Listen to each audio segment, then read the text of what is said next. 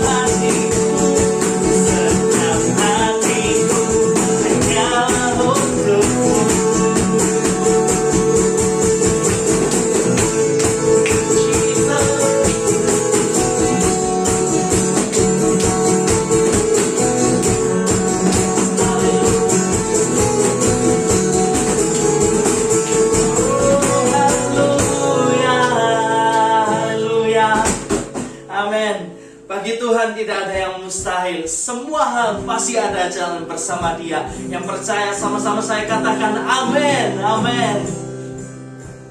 Jesus, all things new, Lord. Oh.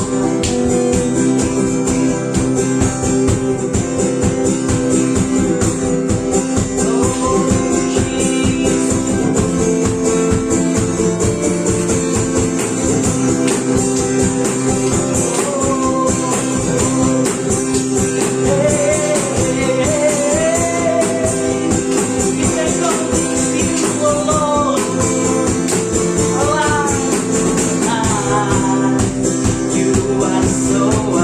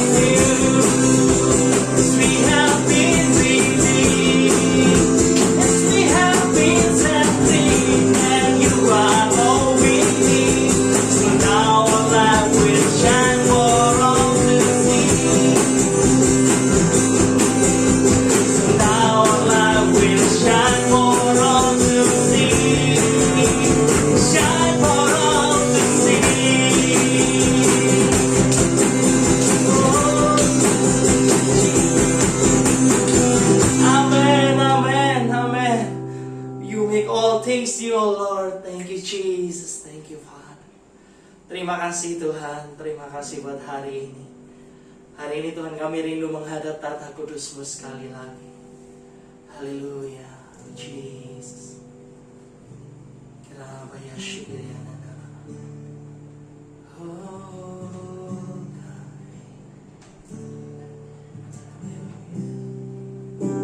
kenapa lama ya syiriana lama ya.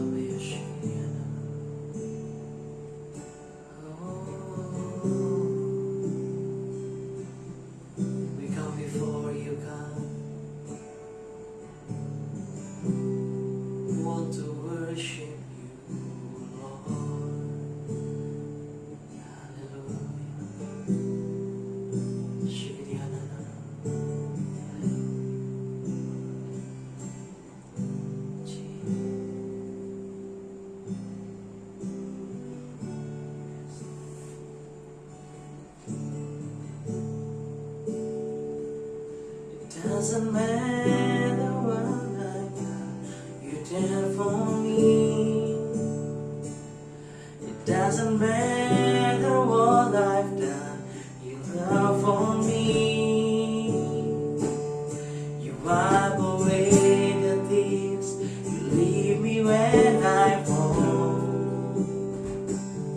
My life is saved by the mercy of your grace. It doesn't matter where I go, you walk with me. It doesn't matter where I fall, you love for me. Wipe away the tears, you leave me when I fall. My life is saved by the mercy of your grace. Doesn't matter where I run, you're there for me. Yes, Lord. It doesn't matter what I've done, your love for me. You wipe away the tears, you leave me when I fall. My life is saved by the mercy of your grace. It doesn't matter where I go, you're there for me.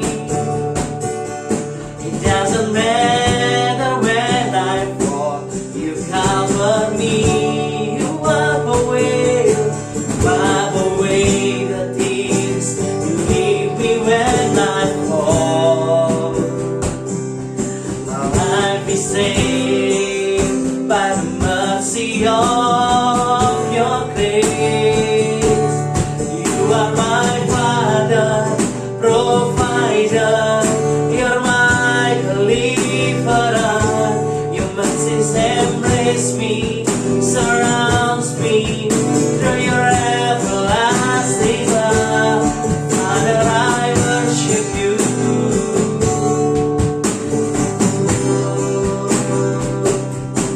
Father, I worship you. Mari sekali lagi nyanyikan lagu ini. You are my Father. Doesn't matter where I go, you're there for me. It doesn't matter. It doesn't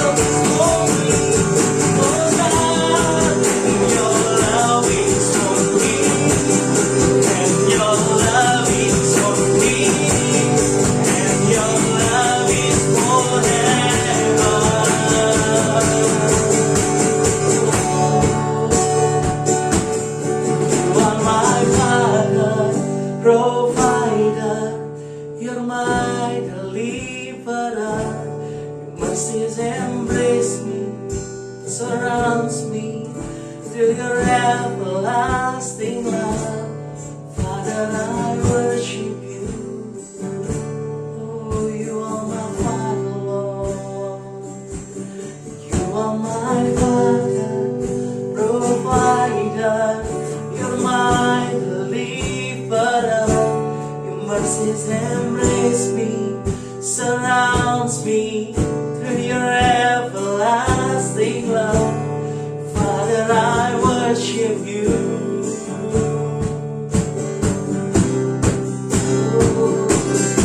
You are my Father, provider. You're my deliverer. Your mercies embrace me, surrounds me through your everlasting love. Father, I worship you.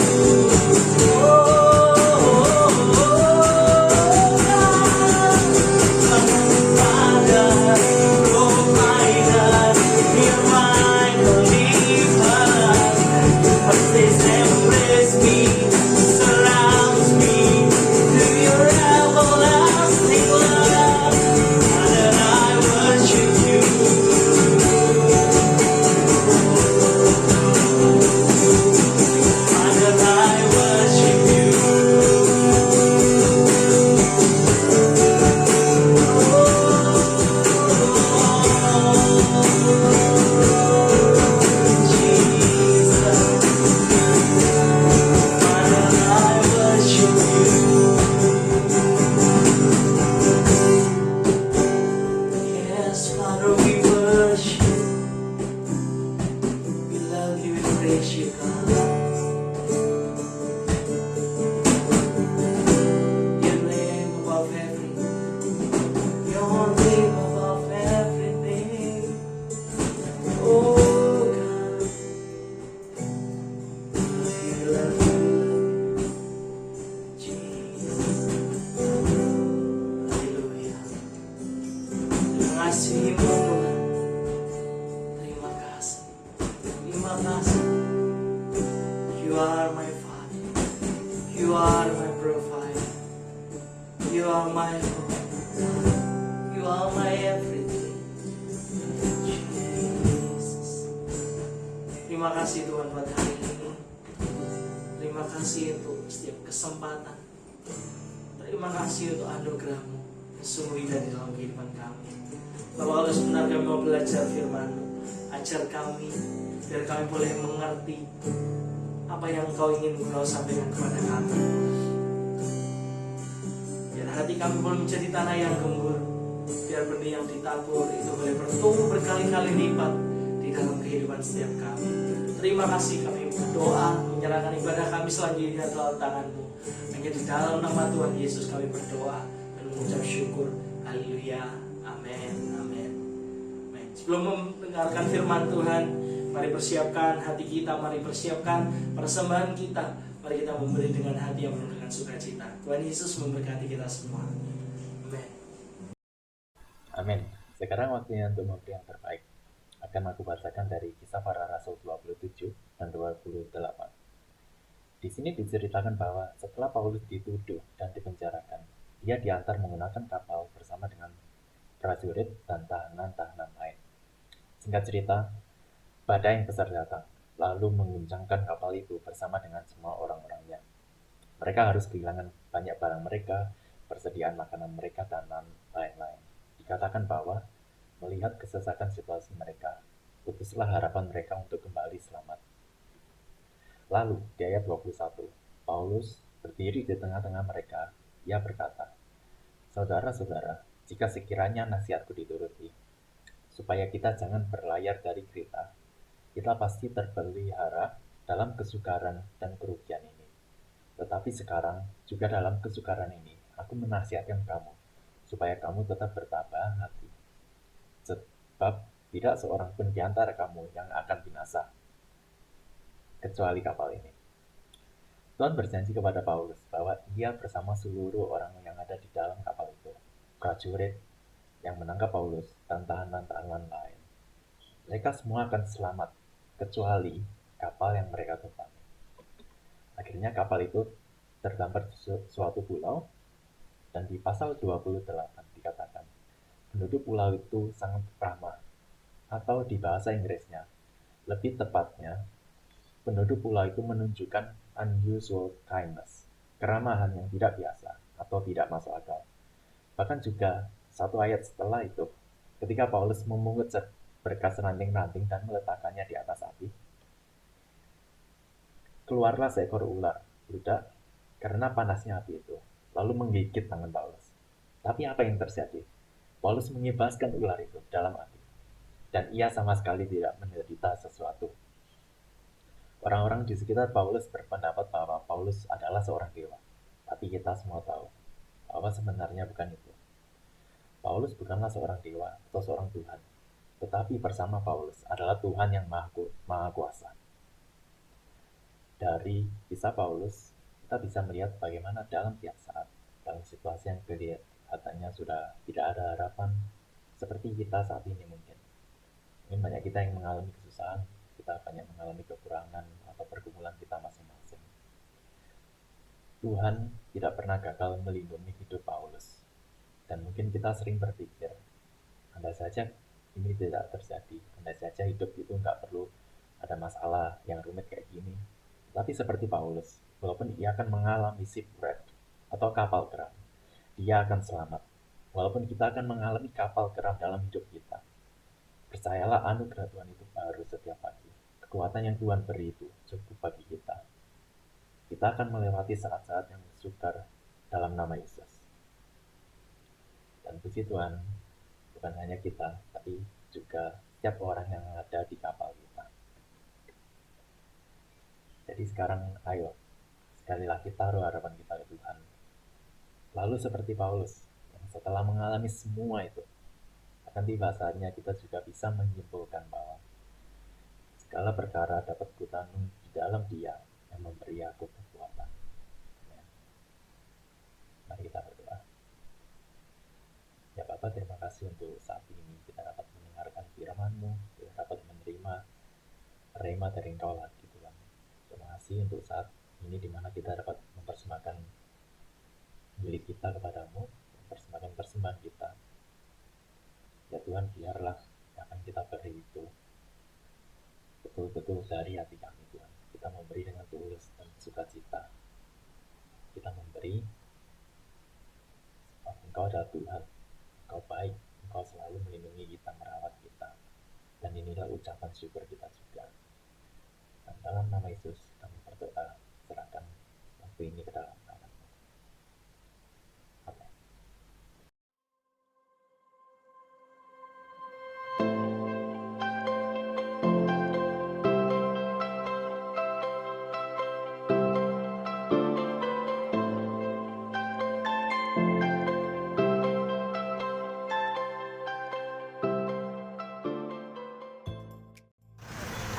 Ada kalian. So, kembali lagi bersama saya Edwin Christian di Chat Community Harvest Announcement Time. Dan hari ini saya lagi ada di Cimory Prigen untuk menginformasikan info-info terupdate untuk teman-teman sekalian.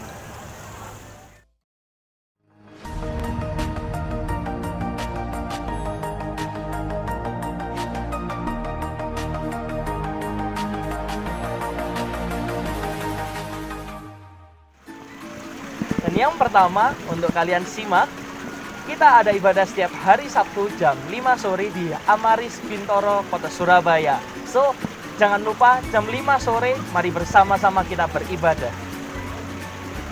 Yang kedua, buat teman-teman yang rindu untuk bertumbuh lebih dalam lagi di dalam Tuhan, mari bergabung bersama kami di dalam Force Community yang akan diadakan setiap hari Jumat jam 7 malam. So, catat Jumat jam 7 malam, kita ada dua Force Community. Yang pertama ada di daerah timur Surabaya dan yang kedua ada di daerah barat Surabaya. Untuk info lebih lanjut dapat menghubungi saudara Friska Tomodi Renata. Yang ketiga, buat teman-teman yang rindu untuk memberikan persembahan dan perpuluhan, bisa diserahkan ke Modi Renata. So, itu semua pengumuman terupdate untuk minggu ini. Sampai jumpa di lain kesempatan and God bless you.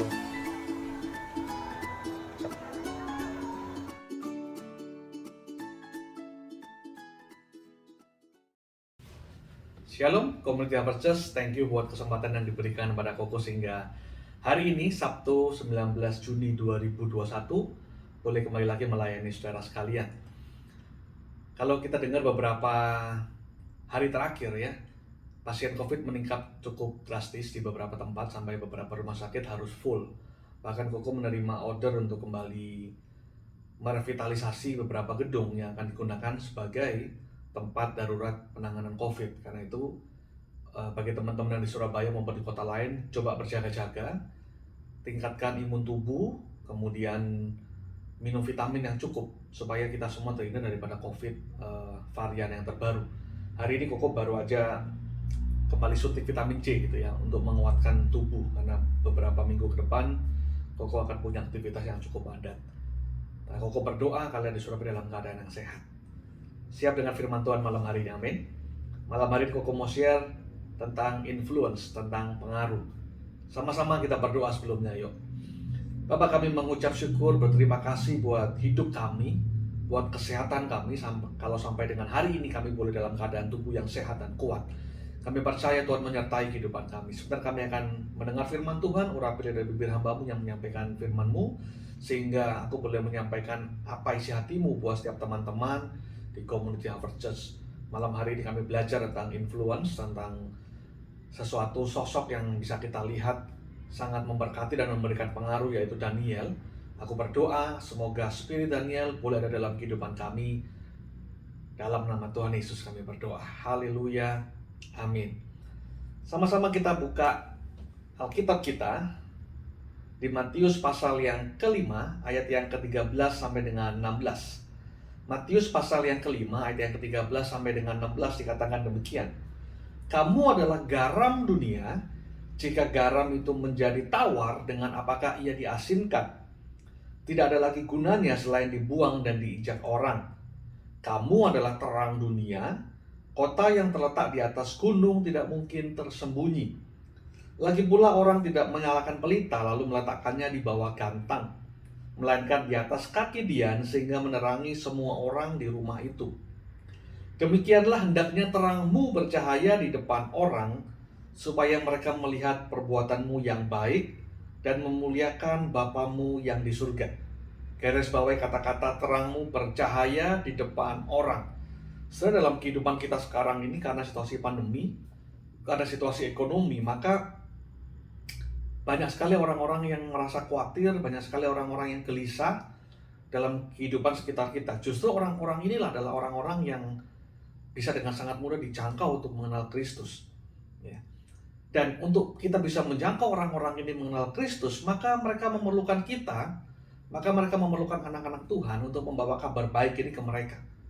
Dan kalau kita tidak bisa memberikan pengaruh yang baik, kita tidak bisa memberikan contoh yang baik, ya mustahil kita bisa menjangkau jiwa. Karena salah satu cara untuk kita menjangkau jiwa adalah kita menjadi pengaruh yang besar bagi orang-orang yang dalam keadaan di dunia sekitar kita mengalami depresi, mengalami ketakutan, mengalami kekhawatiran yang berlebihan gitu. Alkitab mengatakan di sini merupakan sebuah perintah buat setiap kita, buat teman-teman di CHC, untuk supaya terang kita bercahaya di depan semua orang. Sehingga apa? Mereka, orang-orang di sekitar kita, melihat perbuatan kita yang baik dan bisa memuliakan Bapa yang di surga. Kalau kita perhatikan kata-kata influence dalam kamus terjemahan ya, Webster dan lain sebagainya, kok bisa punya kesimpulan bahwa influence adalah the capacity to have an effect on the character, development, or behavior of someone or something. Pengaruh atau influence adalah sebuah kapasitas yang ditampilkan oleh kita yang memiliki efek atau memberikan dampak pada karakter, pada perkembangan atau perilaku seseorang atau sesuatu. Koko lebih tertarik membahasnya dalam perilaku seseorang atau karakter seseorang atau perkembangan seseorang. Karena saya percaya umat Tuhan, orang-orang seperti kita diberikan satu mandat untuk kita memberikan pengaruh dalam kehidupan orang di sekitar kita. Amin. Nah, pertanyaannya, sudahkah kita memberikan pengaruh buat orang-orang di sekitar kita? Kita yang ngikutin arus atau kita di depan, kita lead dan kita memberikan pengaruh ataupun berkat buat orang-orang di sekitar kita? Malam hari ini kita akan belajar sama-sama dari seorang yang luar biasa yang bernama Daniel. Poin pertama yang bisa kita pelajari dari Daniel adalah yang pertama, Daniel ini memilih untuk tidak menajiskan dirinya. Inilah kunci Daniel ini mempunyai pengaruh yang besar pada zamannya. Kita buka dalam Daniel pasal yang pertama ayat yang ke-8 dikatakan, Daniel berketetapan untuk tidak menajiskan dirinya dengan santapan raja dan dengan anggur yang biasa diminum raja. Dimintanyalah kepada pemimpin pegawai istana itu supaya ia tidak usah menajiskan dirinya. Garis bawahi kata-kata berketetapan. Saudara, dalam kehidupan sekitar kita ini bisa memilih untuk hidup baik atau hidup jahat. Kita bisa pilih hidup sesuai dengan firman Tuhan atau kita hidup di luar firman Tuhan. Sebetulnya ada banyak hal di sekitar kita, semakin kita sukses dalam berkarir, semakin kita punya uang banyak, kita bisa aja pilih hal-hal yang lain yang di luar standar firman Tuhan. Sebagai contoh, kalau Koko bekerja dalam industri yang bisnis yang sekarang ini, otomatis pasti kadang-kadang harus melakukan yang namanya entertain gitu. Koko bisa memilih Koko entertain mereka dengan, ya kalau dulu bukan cuma sekedar makan gitu ya, kita entertain mereka dengan mungkin melihat orang-orang telanjang di pub malam atau diskotik dan lain sebagainya. Ya itu tergantung kita gitu. Tapi kalau kita sebagai orang percaya menetapkan untuk tidak ikut-ikutan, ya maka kita nggak lakukan itu. Hari-hari Koko entertain orang ya cuma sekedar makan. Mungkin makan di hotel, mungkin makan steak dan lain sebagainya. Itu tergantung daripada ketetapan kita. Nah, dunia kita banyak menawarkan hal-hal yang di luar standar firman Tuhan. Nah, apakah kita sebagai orang-orang percaya bisa menjadi garam dan terang dengan tidak ikut-ikutan secara dunia?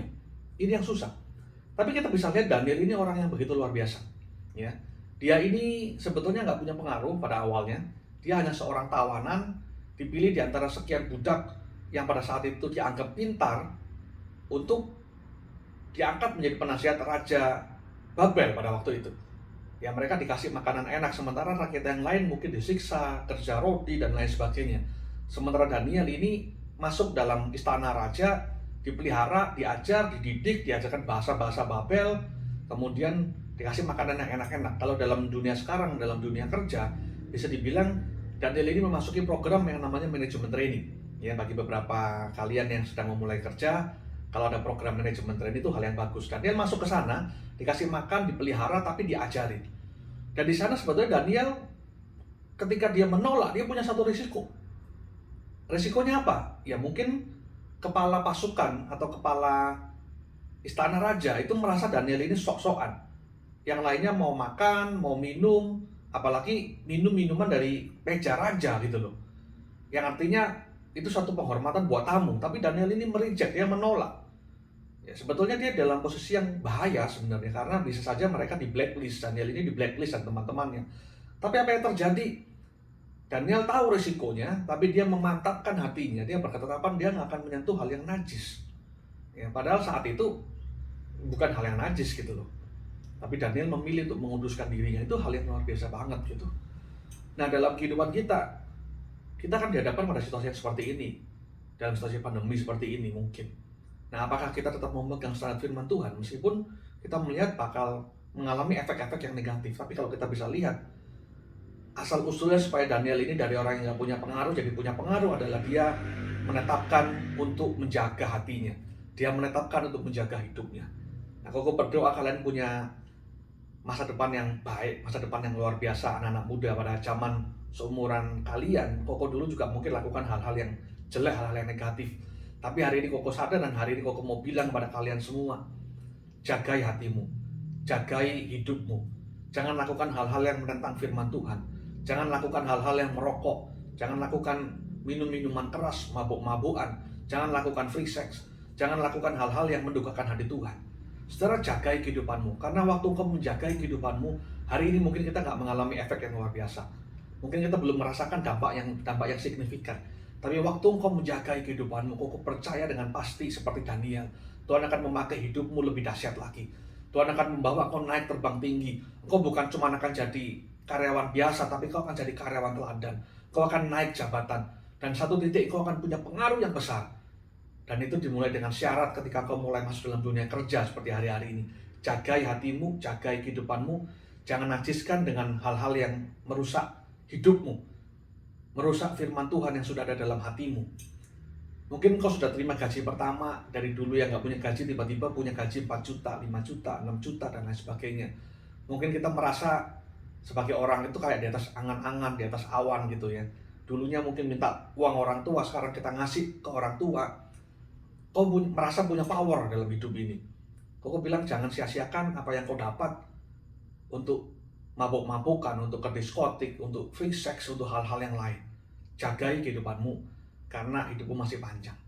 Kalau kau bisa menjaga kehidupanmu seperti Daniel menjaga kehidupan dia dan teman-temannya, kau percaya namanya pengaruh yang besar kau akan dapat. Nah, pengaruh didapat dari mana? Ketika kau naik level. Dan waktu kau menjaga kehidupanmu yang sekarang, kau percaya Tuhan akan bawa kau naik level ke level yang lebih tinggi lagi.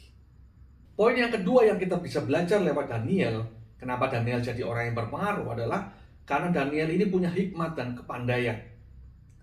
Hikmat dan kepandaian. Perlu kita tahu bahwa Daniel ini menjadi penasehat 4 raja pada waktu itu. Ya. 4 raja itu adalah Nebukadnezar, Kores, Belsyazar, dan Darius. Gak ada pada zaman sekarang seorang menteri yang bisa jadi menteri atau penasehat raja itu sampai 4 periode berturut-turut. Gak mungkin. Biasanya seorang pimpinan baru pasti akan bawa timnya dia. Pasti akan bawa orang-orang dia percaya. Tapi kita bisa lihat Daniel ini, dia lulus pada zaman pemerintahan Nebukadnezar dan dia terus dipercaya pada 3 raja berikutnya. Sehingga total dia menjadi penasihat raja 4 periode, 4 raja. Saudara bisa bayangkan kalau Daniel ini bukan orang yang spesial, pasti dia udah ditendang karena dia bukan geng raja berikutnya begitu. Kalau dia dipercaya itu orang yang luar biasa. Daniel pasal pertama ayat yang ke-19 sampai dengan 20 dikatakan raja bercakap-cakap dengan mereka dan di antara mereka sekalian itu tidak didapati yang setara dengan Daniel, Hanaya, Misael, dan Asaria. Maka bekerjalah mereka itu pada raja. Di antara ratusan orang, mungkin ribuan orang yang diangkat menjadi penasehat atau pengawal-pengawal raja pada zaman itu adalah cuma 4 orang ini. Di antara para MT. Jadi kita bisa bilang bahwa mereka ini lulus program MT, diambil 4 dan 4 orang itu adalah orang-orang ini. Semuanya teman-teman Daniel ya.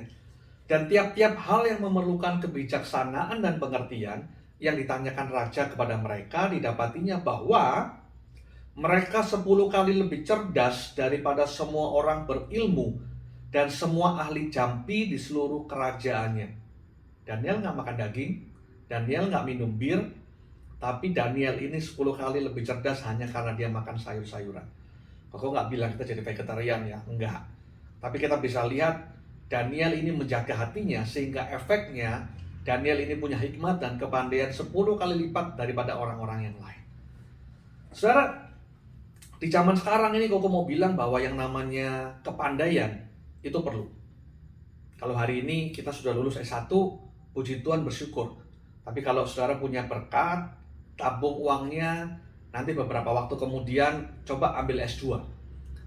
Karena semakin tinggi kita punya pendidikan, dunia akan lebih memandang kita. Jujur aja, kita akan dengar dari orang-orang yang punya pendidikan. Semakin tinggi pendidikan kita, entah kita jadi seorang doktor, profesor, atau mungkin seorang S2, ide-ide atau usulan kita itu lebih didengar oleh banyak orang daripada yang lulusan, mohon maaf, SMA. Tentunya kita nggak mungkin dengar kan seorang nasihat dari seorang yang cuman lulusan SD. Kasih kita nasihat bla bla bla bla bla bla, atau mohon maaf, kalau di depan rumah kita ada tukang jual bakso yang mangkal, lalu ngasih kita nasihat. Ya kita nggak akan dengerin nasihat itu gitu loh. Daripada yang ngomong atau memberikan kita nasihat adalah seorang pengusaha sukses. Ya maka dari itu YouTuber-YouTuber dari kalangan pengusaha itu didengar gitu. Karena mereka ahlinya, rahasia sukses, mereka bicara dengar. Seorang motivator, misalkan Tung Desem Waringin, kasih motivasi, orang dengar karena apa? Dia sukses. Coba kalau dia bukan orang sukses, dia nggak akan didengar ceritanya dia, pengalaman hidupnya, nasihatnya nggak akan didengar. Kalau dia punya pendidikan tinggi, orang yang sukses, nah itu didengar. Itulah pengaruh. Di saat kita menjadi orang-orang seperti itu, pendidikan kita tinggi, ya kan, pendidikan tinggi, bicara, kuliah umum, profesor, didengar sama mahasiswanya. Kalau dia nggak punya pendidikan tinggi, nggak mungkin didengar. Demikian juga orang-orang motivator, dia sukses dalam kehidupannya, pekerjaannya, apa yang dia kerjakan berhasil, orang mau dengerin dia. Salah satu bos perusahaan cat di Surabaya terkenal, dia buat konten YouTube, orang dengerin, tertarik. Koko juga nunggu sesinya. Kenapa? Karena dia berhasil, sehingga kiat-kiatnya itu bisa kita pelajari. Nah, sama dengan ini, Koko percaya kalau kita punya uang, punya berkat, ayo coba kuliah S2, karena itu memberikan pengaruh dalam kehidupan kalian. Dalam dunia kerjaan juga pengaruh. Artinya semakin cepat kita punya S2, kita bisa naik level yang lebih tinggi lagi.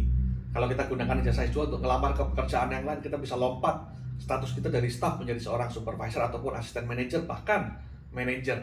Nah, ini yang penting sekali, ya. Dan aku percaya kalau bicara soal kepandaian, ini juga berbicara soal kompetensi. Dalam dunia kerja HRD, dikatakan kompetensi itu merupakan hal-hal basic apa yang perlu kita lakukan atau kita punyai sehingga kita menjadi berhasil di suatu pekerjaan tertentu. Contohnya, kalau seorang sales melamar di tempat Koko akan lihat kompetensinya apa. Bisa nggak dia ini punya komunikasi yang baik, communication skill. Kalau ngomong, kalau jelasin bisa bagus nggak? Lalu bisa nggak dia punya presentation skill? Artinya kalau menjelaskan produk waterproofingnya Koko, dia bisa jelaskan dengan lancar, dengan menarik, dengan gestur tubuh, dengan tatapan muka, dengan senyum dan lain sebagainya, sehingga orang bisa mengerti. Bukan cuma belajar tentang produknya, spesifikasi produk, tapi juga belajar caranya bicara dengan orang. Caranya salaman, caranya duduk, caranya ngobrol sama orang, caranya membuka pembicaraan dari orang yang nggak kenal, bisa cerita, ketemu di pesawat, bisa ngobrol, Pak, dari mana, mau kemana, ngerjain apa, wah bangunan, mulai ngobrol, saya punya produk waterproofing, generasi terbaru dari Singapura, dan lain sebagainya. Bagaimana memulai pembicaraan sampai dengan tukar kartu nama. Dari kartu nama itu bisa kita follow up lagi, itu seorang sales. Ketemu di pesawat 1 jam, ngobrol mungkin cuma 15 menit, tapi lanjut karena kita punya kartu namanya. Kita bisa ketemu lagi, approach orang di luar, Pak, ada waktu, boleh nggak makan siang bareng? Sambil makan siang kita kasih brosurnya, karena tadi di pesawat mungkin kita nggak bawa barang-barangnya kan, kita tunjukin demonya, sehingga dia tertarik, oke saya punya kerjaan, lanjut dengan survei dan lain sebagainya. Itu kompetensi namanya. Nah, kalau kita nggak punya kompetensi seperti itu, nggak mungkin kita jadi sales yang baik. Kalau kita nggak jadi sales yang baik, nggak mungkin kita naik peringkat jadi sales manager gitu. Waktu kita naik peringkat jadi sales manager, kita membawai sales-sales yang lain. Disitulah kita bisa memberikan pengaruh buat orang-orang di bawah kita, sehingga bagaimana menjadi sales yang berhasil, memberikan pengaruh kepada bos kita, kepada perusahaan kita. Bagaimana saya dari seorang sales menjadi sales manager, boleh memberikan sumbangsi omset yang besar bagi perusahaan, berguna bagi perusahaan. Nah, itu namanya kompetensi. Ya kan? Dari mana dapatnya? Belajar, berdoa. Kalau kita di Komsel, di date, di Fire Community, Force Community, kok belibet-belibet nih, Force Community FC. Di FC kita dikasih waktu kesempatan buat kita sharing. Ayo sharing. Jangan, wah enggak kok, thank you kok, enggak kok. No. Seperti Edwin Christian, sekarang sudah pintar khotbah. Itu kalau jadi sales bagus. Presentasi dengan baik, dengan percaya diri gitu. Kompetensi yang lain apa? Dalam bidang finance, accounting, tentang Excel. Belajar Excel, pelajari rumus-rumus yang sulit. Karena kalau bicara soal dunia keuangan, dunia finance, itu perlu rumusnya bagaimana bisa muncul. Toko kemarin baru meeting. Coba sekarang dalam pembiayaan proyek kita atur. Kalau proyeknya sudah mencapai 70% dari biaya proposal, maka harus muncul alert warna kuning. Kalau udah 90%, harus muncul alert berubah jadi warna merah. Gimana caranya? Nah, harus punya kompetensi itu. Sebagai seorang finance, seorang accounting, sebagai seorang internal auditor untuk ngurusin detail-detail rumus-rumus yang ada di Excel, itu kompetensi. Nah, kompetensi apa yang diperlukan? Saudara belajar, cari tahu ilmunya, ikuti kursusnya dan lain sebagainya. Sehingga apa? Sehingga kita bisa promosi ke level yang lebih tinggi. Dan waktu kita punya level yang lebih tinggi, di momen itulah, di titik itulah kita bisa memberikan pengaruh buat orang lain. Daniel pasal 2 ayat yang ke-46 sampai 48 dikatakan gini. Lalu sujudlah Raja Nebukadnezar serta menyembah Daniel. Juga dititahkannya mempersembahkan korban dan bau-bauan kepadanya. Berkatalah Raja kepada Daniel, Allahmu itu Allah yang mengatasi segala Allah dan yang berkuasa atas segala raja. Ini loh tadi. garam dan terang dunia, sehingga boleh memuliakan Bapamu yang di surga. Karena hikmat dan kepandaian Daniel, raja menghormati Allahnya Daniel. Lalu raja memuliakan Daniel, dianugerahinya dengan banyak pemberian yang besar, dan dibuatnya dia menjadi penguasa atas seluruh wilayah Babel dan menjadi kepala semua orang bijaksana di Babel. Wow, Daniel dipromosikan Tuhan ke level yang lebih tinggi. Dan di level yang lebih tinggi tadi, dia bisa memberikan influence, dia bisa memberikan pengaruh yang besar buat semua orang-orang, buat semua anak buahnya dia, maupun atas wilayah Babel, maupun menjadi penasihat juga atas raja tadi. Daniel 5 ayat yang ke-11 sampai 12. Dalam zaman ayah tuanku ada terdapat pada orang itu kecerahan, akal budi, dan hikmat yang seperti hikmat para dewa. Ia telah diangkat Raja Nebukadnezar menjadi kepala orang berilmu, para ahli jampi, para kasdim, dan para ahli nujum, karena pada orang itu terdapat roh yang luar biasa, dan pengetahuan dan akal budi, sehingga dapat menerangkan mimpi, menyingkapkan hal-hal yang tersembunyi, dan menguraikan kekusutan, yakni pada Daniel. Wow, dikatakan tadi roh yang luar biasa. Roh itu didapat dari mana? Waktu kita tidak menajiskan diri, waktu kita menjaga kehidupan kita, waktu kehidupan rohani kita strong, kokoh percaya hikmat Tuhan akan muncul. Waktu kerohanian kita strong, kokoh percaya jalan keluar mujizat pasti akan muncul. Saudara akan jadi orang yang berbeda, saudara akan menemukan banyak insight-insight yang baru. Kalau hari ini kita kekurangan insight yang baru, saudara berdoa dengan Tuhan, jaga kehidupanmu, koreksi kehidupanmu, maka hikmat yang luar biasa akan terus mengalir dalam kehidupanmu.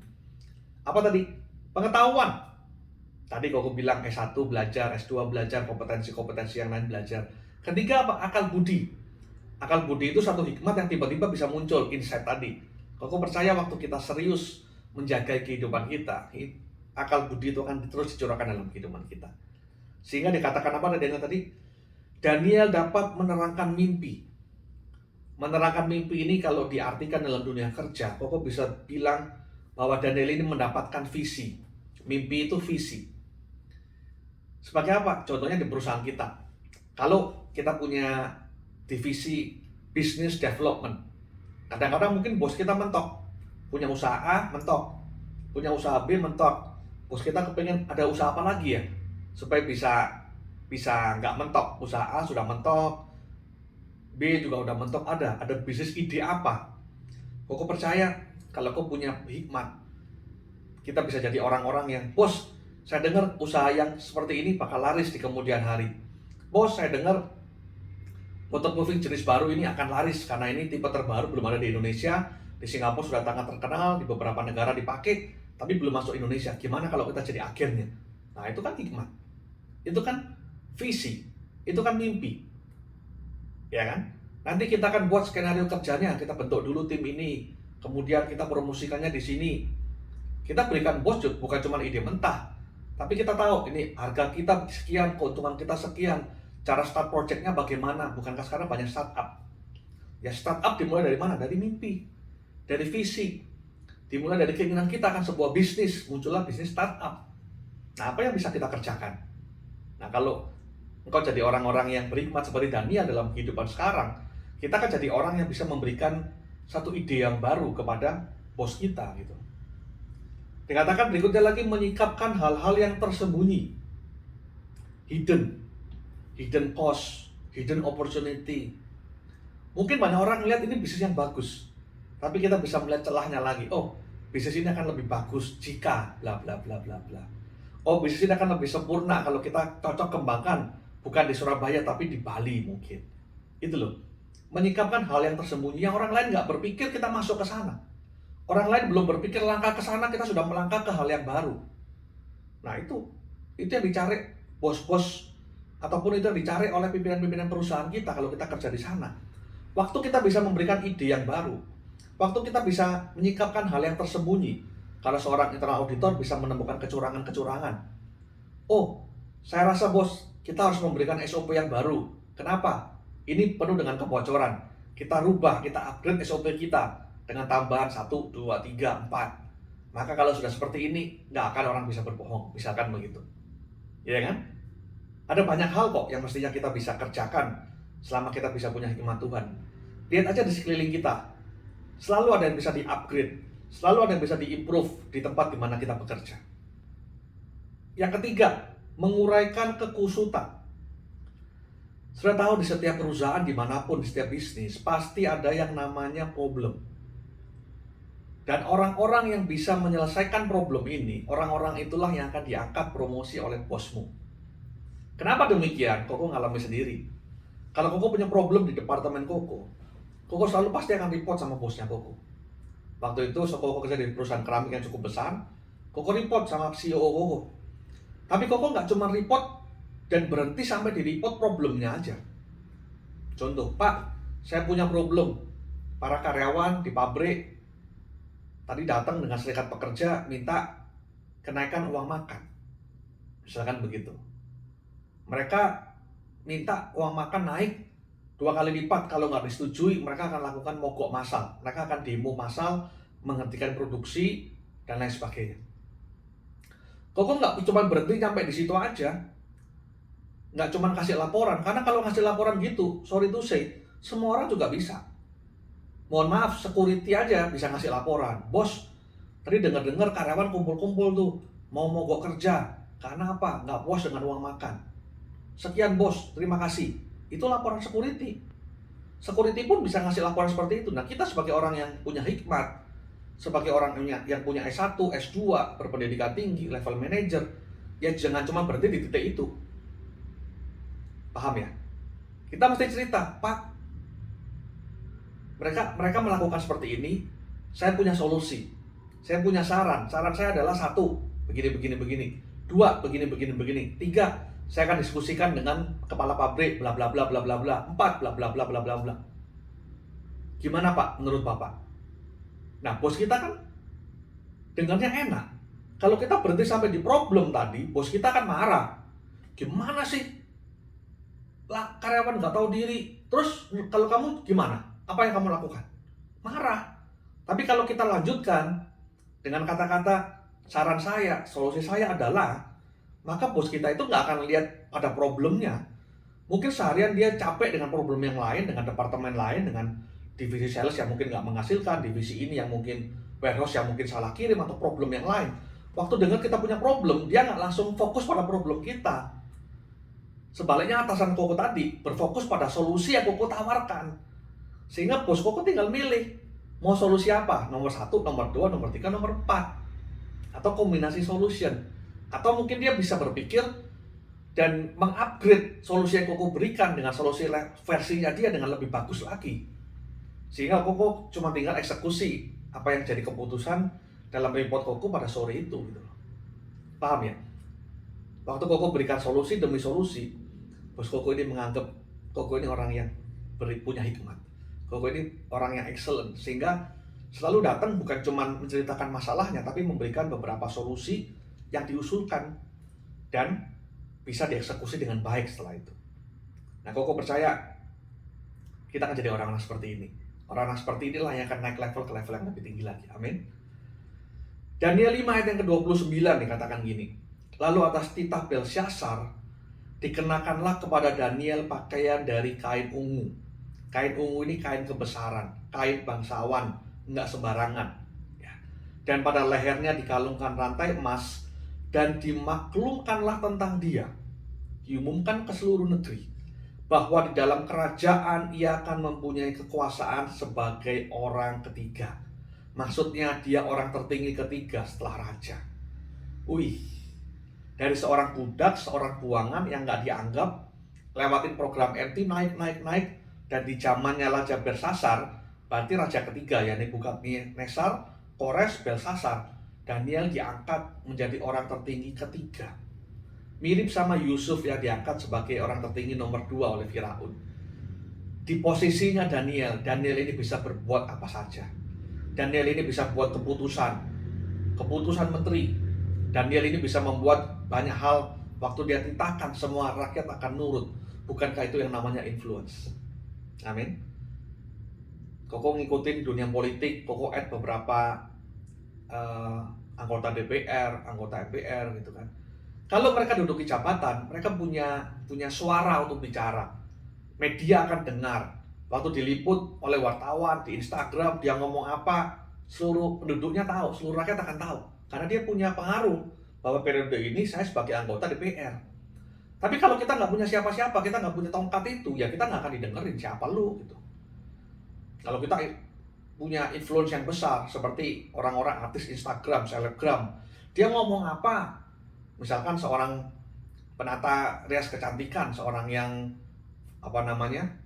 selebgram kecantikan ya, beauty blogger, dia bilang ini produk MSG gitu ya, misalkan ini produk MSG, produk istrinya Koko nih, bagus, mencerahkan kulit, mencerahkan wajah. Dia ngomong apa? Seluruh pengikutnya, seluruh followernya akan ngikutin begitu loh. Kenapa? Ya karena yang ngomong tadi seorang food blogger, seorang beauty blogger gitu.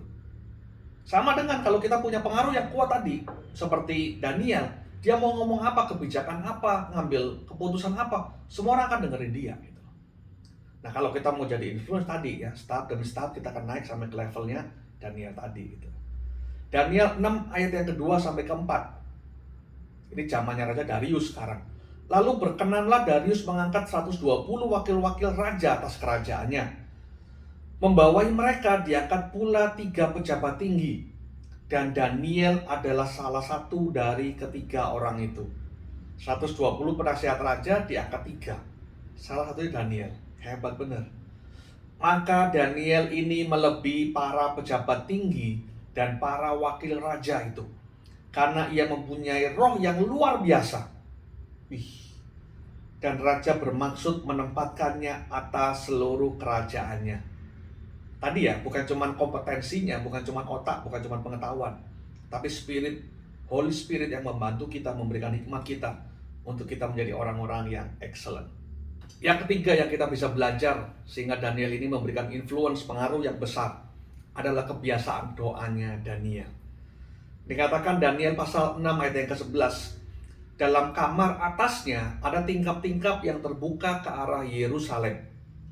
3 kali sehari ia berlutut, berdoa, serta memuji Allahnya, seperti yang biasa dilakukannya. Garis bawahi seperti yang biasa dilakukannya. Berapa banyak kita membiasakan diri kita untuk berdoa? Berapa banyak kita membiasakan diri kita untuk bersaat teduh, baca firman Tuhan? Saudara, banyak hal-hal yang kita alami dalam kehidupan kita, masalah-masalah ini. Jawabannya ada di Alkitab. Hikmat-hikmat, apa yang mesti aku lakukan kalau kita mengalami jalan buntu? Jawabannya ada di Alkitab. Alkitab itu hebat, melebihi daripada semua teori yang pernah kita bisa baca. Karena di sana adalah kitabnya Tuhan. Kalau kita baca, kita renungkan waktu, Koko percaya kita akan dapatkan insight-insight yang baru. Ya.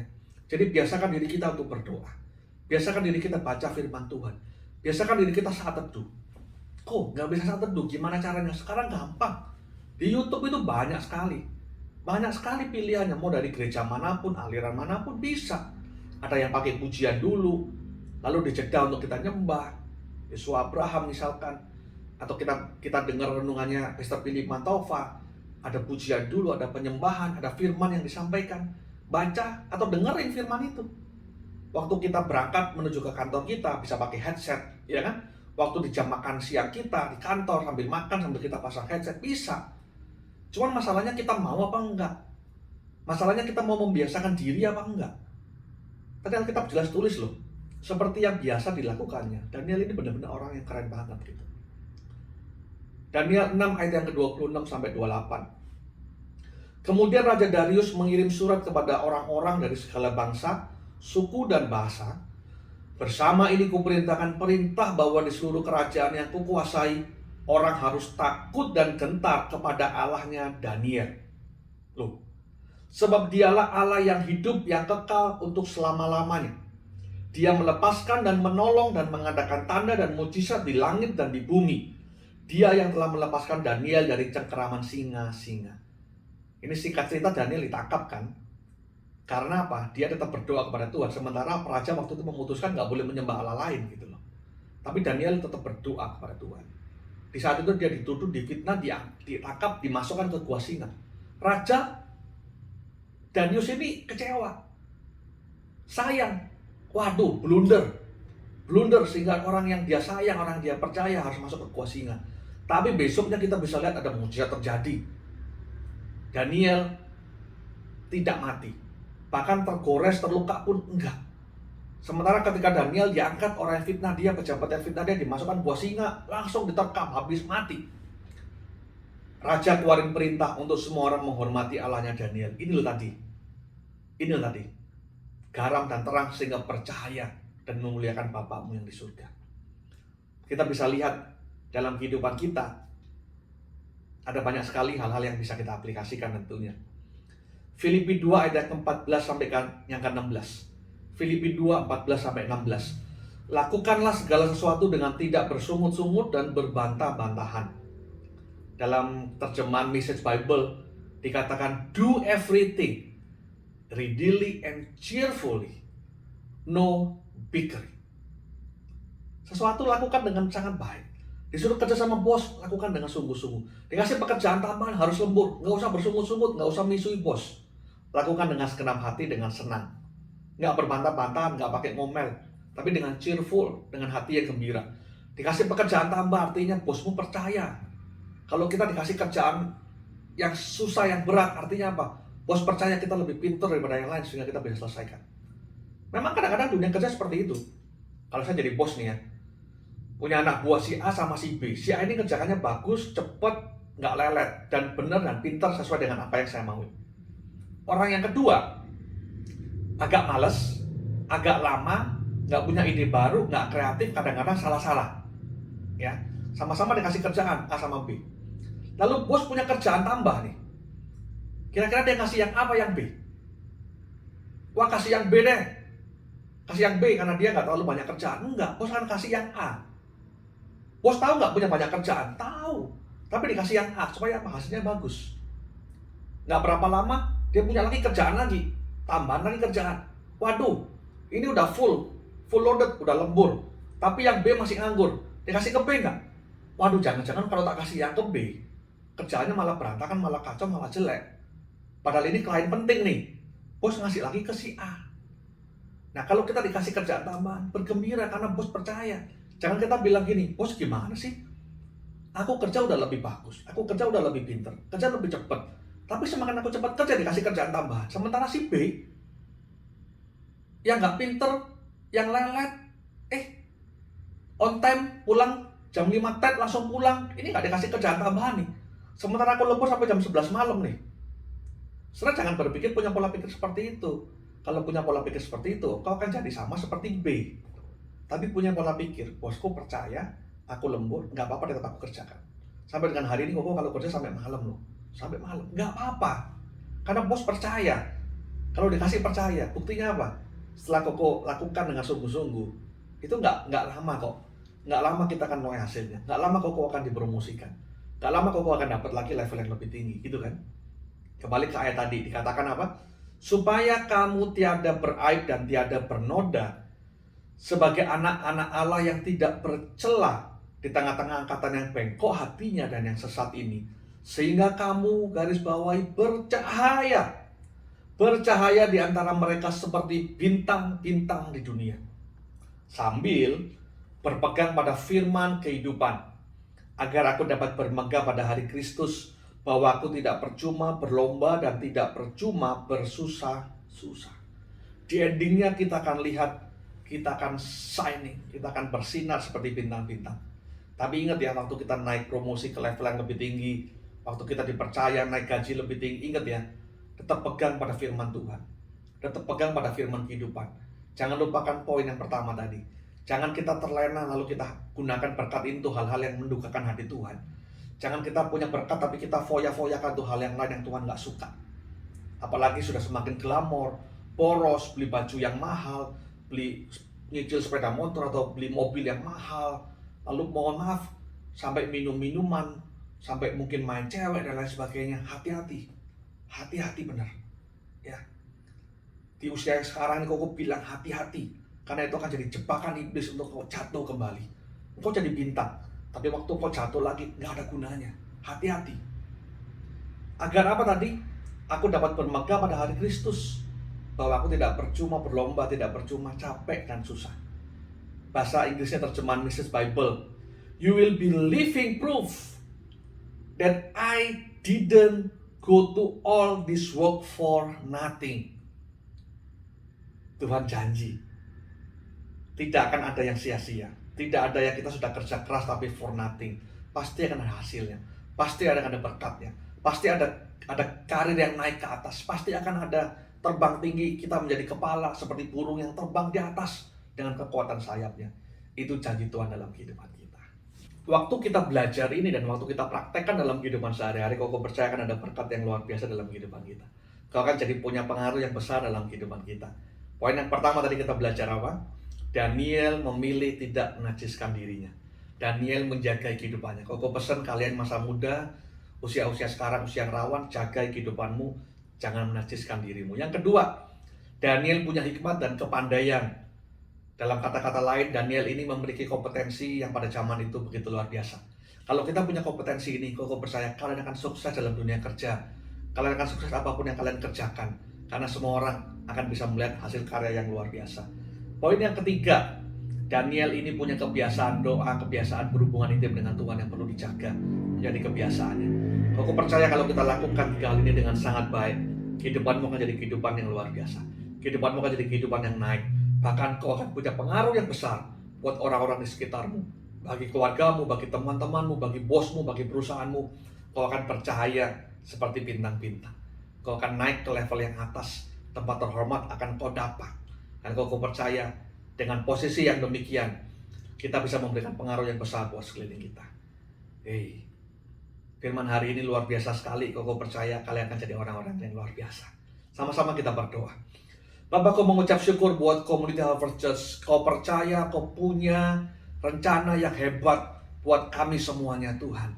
Aku percaya roh Spirit Daniel boleh ada dalam kehidupan setiap kami. Pimpin kami, latih kami Roh Kudus sehingga hari demi hari kami bisa punya pengalaman yang luar biasa bersama denganmu. Kami percaya kami punya hikmat yang luar biasa. Kami percaya kami punya kepandaian. Kami percaya kami punya kompetensi yang dibutuhkan di dunia ini, Tuhan. Sehingga kami bisa sukses dalam dunia pekerjaan kita. Dan aku berdoa setiap waktu kami mengalami kesuksesan, supaya kami boleh menjaga kebiasaan doa kami, kebiasaan saat teduh kami, kebiasaan kami membangun hubungan yang intim dengan Tuhan. Sebab itulah kunci kesuksesan. Itulah kunci kami mendapatkan hikmat. Itulah kunci kami punya Roh Kudus yang selalu membimbing kehidupan kami. Dan aku berdoa kami tidak akan menajiskan diri kami, Tuhan. Di usia-usia sekarang kami tahu kami dalam posisi yang rawan untuk kami berbelok. Kami dalam posisi yang rawan, Tuhan, karena iblis berusaha mengintip kami, berusaha membuat kami terpleset, berusaha membuat seperti serigala di sekeliling kami yang berusaha mengaum atau menyabik anak-anak Tuhan. Aku berdoa kau jagai kehidupan kami, Roh Kudus, sehingga tidak ada apa di antara kami pun yang jatuh karena obat-obatan, karena minuman keras, karena dunia gemerlap, karena seks dan lain sebagainya. Kau menjagai kehidupan kami, Tuhan, sehingga kami tetap berpegang teguh. Dan endingnya kami tahu, kami yakin dan percaya hadiah yang luar biasa. Kami akan berkembang, kami akan bersinar seperti bintang-bintang, kami akan bercahaya. Dan kami menjadi garam terang dunia. Dan boleh memuliakan orang-orang sekitar kami, bahkan memuliakan Tuhan dalam kehidupan kami. Pakai kami menjadi berkat itu, Tuhan. Pakai kami menjadi garam dan terang. Sehingga kami boleh memberikan pengaruh buat orang-orang di sekitar kami. Dan dimanapun kami berada, kami boleh menjadi berkat. Terima kasih Tuhan. Aku percaya di dalam nama Tuhan Yesus. Sama-sama kedua tanganmu pulanglah dengan berkat daripada Allah Bapa, Allah Putra, kuasa Roh Kudus yang akan menyertai kehidupanmu, memimpin kehidupanmu, membuat apapun yang kau kerjakan berhasil sampai kau bersinar bagi bintang-bintang di dunia, sehingga banyak orang akan dimuliakan, akan memuliakan Tuhan lewat kehidupanmu. Mulai hari ini berkat tercurah sampai selama-lamanya. Yang percaya diberkati sama-sama katakan amin. Amin. Tuhan Yesus memberkati kita semua. Ini pesan buat Daniel ya, karena ini firmannya Daniel, maka Daniel harus ekstra garis bawah ini. Tuhan punya kehidupan yang luar biasa dalam kehidupanmu. Haleluya, haleluya, amin.